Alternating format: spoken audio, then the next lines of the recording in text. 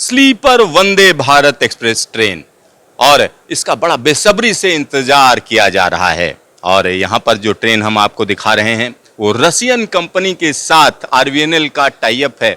और जो कंपनी इस तरीके की ट्रेनें बनाएगी, अगर हम उसकी बात करें तो किनेट बोलते हैं। और आखिरकार इस तरीके की ट्रेन कैसी होगी, क्या होगी, ये सब जानने के लिए आज हमारे साथ वंदे भारत एक्सप्रेस के जनक हैं सुधांशु मणि जी। आइए सीधा उन्हीं से बात करते हैं। सुधांशु जी, आपका स्वागत है सर न्यूज स्टेशन में। धन्यवाद, शुक्रिया। सर, वंदे भारत का जलवा है चारों तरफ, जिधर देखिए उधर वंदे भारत। और जिस जगह पर हम खड़े हैं ये एक उस कंपनी का स्टॉल है जिसको हम कह सकते हैं कि रसियन कंपनी और भारतीय कंपनी के बीच में टाई अप है। तो किस तरीके की ट्रेन आएगी और इस टाई अप से क्या क्या फायदा होने जा रहा है? पहली बात आपने जो कही कि पूरे एग्जीबिशन में आप ठीक कह रहे हैं कि चाहे ट्रेन से रिलेटेड हों लोग या नहीं हों, वंदे भारत का बहुत एक्सपोजर है। तो ये अच्छी बात है हमारे लिए, मेरी टीम के लिए। और इसका कुछ क्रेडिट प्रधानमंत्री को भी जाएगा। उन्होंने इतनी ट्रेन लॉन्च की हैं कि एक प्रोग्रेस की निशानी बन गई है वंदे भारत। दूसरा, आपका जो सवाल है बहुत सही कहा आपने। हम लोग जहाँ खड़े हैं ये वो कंपनी है जो 120 ट्रेन लातूर में वंदे भारत स्लीपर की बनाएगी और अगले 4-5 साल ये ट्रेन डिलीवर होगी, कोई 2-2.5 साल बाद। अगले 4-5 साल तक समझिए इनकी धूम रहेगी, इनकी और टीटागढ़ प्लस बीएचईएल, उनको भी 80 ट्रेन का ऑर्डर है, वो भी बनाएंगे। तो ये तमाम ट्रेन जिसकी झांकी अभी आपने दिखाई, ये भारत में चारों ओर दौड़ती दिखेंगी और वंदे भारत का एक नया स्वरूप आपको देखने को मिलेगा। तो बड़ा अच्छा लग रहा है मुझे यहाँ देख के। सुधांशु जी, अगर हम बात करें आने वाले दिनों की, तो 10 और ट्रेनें तैयार हैं वंदे भारत, जिनकी एक साथ लॉन्चिंग की जानी है। तो वंदे भारत का जो अभी का स्वरूप है, इसमें जब आने वाली ट्रेनें जो है स्लीपर वर्जन जिसकी हम बात कर रहे हैं, उसमें क्या क्या बदलाव होंगे? देखिए, बदलाव छोटे मोटे तो बहुत होंगे। मेन बात यह है कि मैंने पहले भी कहा था कि 35-40 वंदे भारत डे ट्रेन जब आप चला लेंगे तो शताब्दी जैसे रूट पे आप चलाएंगे और बाकी रिप्लेस करने के लिए आपके पास शायद सेक्शन नहीं मिलेंगे, क्योंकि फेयर ज़्यादा है, प्रीमियम ट्रेन है। इसलिए स्लीपर वर्जन बनाना बहुत ज़रूरी है। और ये मैं आज नहीं, बहुत पहले से कह रहा हूँ। अब वो स्थिति आ गई है कि ट्रेन ये इंट्रोड्यूस तो हो रही हैं आधी करके, फिर भी वो उसमें उतनी क्लाइंटेल नहीं मिल रही है। तो स्लीपर वर्जन की इम्पोर्टेंस अब बहुत ज़्यादा समझ में आ रही है लोगों को कि फॉर एग्जांपल आपको दिल्ली से मुंबई जाना है, अगर आज के 16-17 घंटे के बजाय अगर 12-13 घंटे में आप पहुंचा सकें तो लोग प्लेन्स की जगह ट्रेन में जाना पसंद करेंगे। तो बीएमएल का 10 किनेट यानी ये टीएमएच प्लस आरवीएनएल का जो जॉइंट एंटरप्राइज है वो, और टीटागढ़ प्लस बीएचईएल, इन सब को मिला के 210 स्लीपर ट्रेनें आने वाली हैं।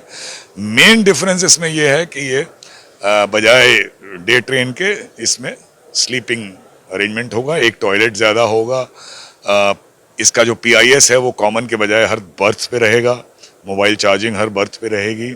इस तरह के छोटे छोटे और बहुत से फीचर होंगे। मेन मुद्दा ये है कि एक comfortable new look sleeper train होगी। सर, एक और सवाल उठता है, जब आईसीएफ की बात करते हैं तो आईसीएफ का एक लंबा अनुभव है जिसपे वंदे भारत ट्रेन बनाई, साथ ही साथ कोचेज बनाते हैं। लेकिन जब हम यहाँ बात करते हैं लातूर के कारखाने की, तो क्या वो ये क्वालिटी दे पाएंगे जिस तरीके की क्वालिटी का एक्सपेक्टेशन है? देखिए, लातूर एक नया प्लांट तैयार किया गया है जिसमें आरवीएनएल ने ही उसको सेटअप किया है, सारी मशीनरी प्लांट लाना और सब कुछ। तो एक तो ये प्लस पॉइंट हुआ किनेट के लिए कि आरवीएनएल को उस फैक्ट्री के बारे में काफ़ी कुछ पता है। अब क्वालिटी, चूंकि एक मल्टीनेशनल टीएमएच जैसी कंपनी साथ है, आई एम श्योर ये लोग क्वालिटी पे भी अच्छा ध्यान देंगे और ऐसा होगा कि ये ट्रेनें जो बनेंगी अच्छी क्वालिटी की होंगी। मुझे ऐसी पूरी उम्मीद है। सर, क्या टीएमएच का जो अनुभव है वो उस लेवल की ट्रेन बनाने का है जिस तरीके की यहाँ एक्सपेक्टेशन है? एक सवाल ये भी उठ रहा है। जी, जहाँ तक मेरी इंफॉर्मेशन है उनको है, और कुछ यूरोपियन पार्टनर्स के साथ और कुछ अपने आप मिलके उन्होंने यूरोप में और कुछ यूरोप के बाहर भी अच्छी ट्रेनें बनाई हैं। तो मुझे तो उम्मीद है कि ये अच्छा प्रोडक्ट इनके साथ सामने आएगा। एक प्रॉब्लम थोड़ा सैंक्शंस का होने वाला है, क्योंकि एक रशियन कंपनी है। अब वो क्या शेप लेता है मैं इस समय नहीं कह सकता। उसकी वजह से कुछ शायद सोर्सिंग में दिक्कत आएगी इनको, लेकिन अब हम यही उम्मीद करेंगे कि होपफुली एक अच्छी ट्रेन ये बना के देंगे और सोर्सिंग का इतना बड़ा प्रॉब्लम सामने नहीं आएगा। ये तो वक्त बताएगा। सर, जब वंदे भारत की बात हो रही थी तो उसमें जो मेन फर्क था, जो इस समय ट्रेनें हैं और जो वंदे भारत बन रही थी, कि उसमें प्रोपल्सन मोटर का कॉन्सेप्ट प्लस डिस्ट्रीब्यूटेड पावर की बात की जा रही थी। तो ये जो स्लीपर वर्जन टीएमएच बनाएगी, इसकी अगर हम बात करें तो इसमें और मौजूदा जो ट्रेन है, इसके इंजन में क्या फर्क है? नहीं, देखिए, जो प्रोपल्शन है, जो आपने सवाल पूछा, ये सेल्फ प्रोपेल्ड प्रोपल्शन उसी तरह का है जैसा अभी जो वंदे भारत है, उसमें कोई फर्क नहीं है। इक्विपमेंट हो सकता है ये दूसरा लगाएं, कोई और तरीके का लगाएं, लेकिन प्रिंसिपल एकदम वही है जो अपनी आजकल जो वंदे भारत बन रही हैं डे टाइम वाली, वो एकदम सेम है, वही रहेगा, डिस्ट्रीब्यूटेड पावर ही रहेगा। मानता हूँ। सर, एक आखिरी सवाल है, जब हम बात कर रहे हैं वंदे भारत की, तो अभी जो स्पीड है 160 kmph क्लेम की जा रही है, लेकिन उस पर चल नहीं रही है क्योंकि ट्रैक की प्रॉब्लम है। तो आने वाले समय में क्या ये ट्रेनें 220, 260 की स्पीड पर चलाई जा सकेंगी? इसका अलग वर्जन? देखिए, टेक्निकली तो वंदे भारत की कैपेबिलिटी डिज़ाइन में ऐसी है कि 210, 220 तक के लिए इसको ट्वीक किया जा सकता है, लेकिन आज की डेट में उसको बात करना एक ख्याली पुलाव से ज़्यादा कुछ नहीं है। ट्रेन 160 पे चलने के लिए बनाई गई, 180 पे टेस्ट हुई, और एक सेक्शन को छोड़ के हम उसे कहीं 160 में नहीं चला पा रहे हैं, क्योंकि हम लोग ने ट्रैक अपग्रेड नहीं किया है।